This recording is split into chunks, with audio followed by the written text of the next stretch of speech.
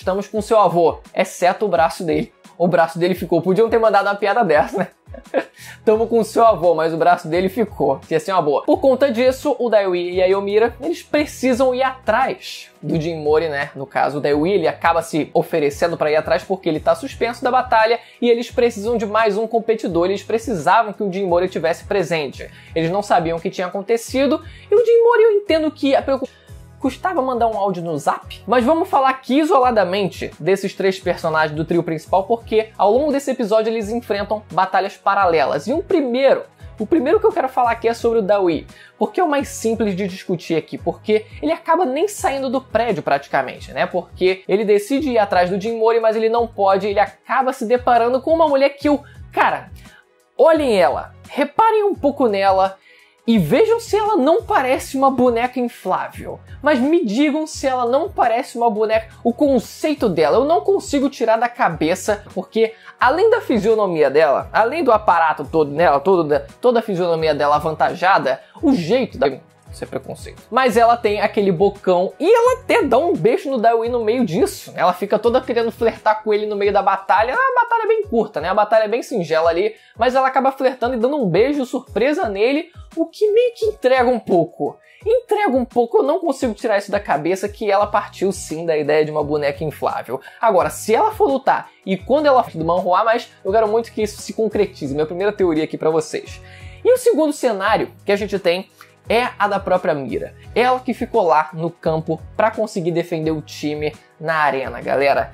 Ela enfrenta um cara que também eu não consigo tirar da cabeça que ele talvez tenha sido inspirado no Dark Shine. Cara, que tipo de Dark Shine é esse? O Dark Shine tá diferente. Quando ele tirou toda a roupa dele, ficou só de sunguinha, fiquei, caraca, mano, igualzinho o Dark Shine. Só que tem um porém ali. Eu até fui procurar saber a ação desse capítulo na webcomic, mas pelo menos no mangá foi publicado em 2013. Já esse personagem, agora que a gente viu nesse episódio, a primeira aparição dele no manhwa foi em 2012, sendo que pode ser que o Dark Shine tenha aparecido antes, né, de 2012, 2011, 2010, que quer que seja, já que a webcomic é lançada antes do mangá.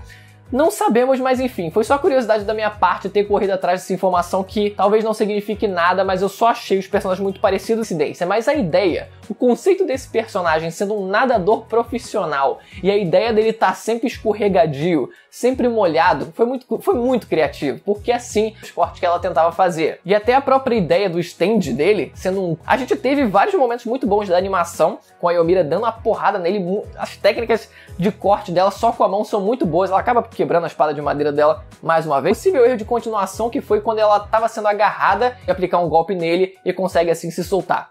Eu acho que não foi só porque ela conseguiu tirar os braços, né? Foi só porque foi um errinho, talvez. E outra cena muito forte também foi quando o Dark Shine corta, atravessa a espada bem no rim da Yomira, assim, tal, não foi nem um negócio de raspão assim, corte que atravessou mesmo e depois ele dando outro corte no ombro dela. Aí foi pra ferrar de vez. Se refere a um general chinês chamado... Caralho, qual é o nome? Feng Shan. Consegui encontrar aqui. Que foi um general chinês do primeiro século. E ele lutava com uma alabarda. Essa informação se perdeu no meio do tempo, porque...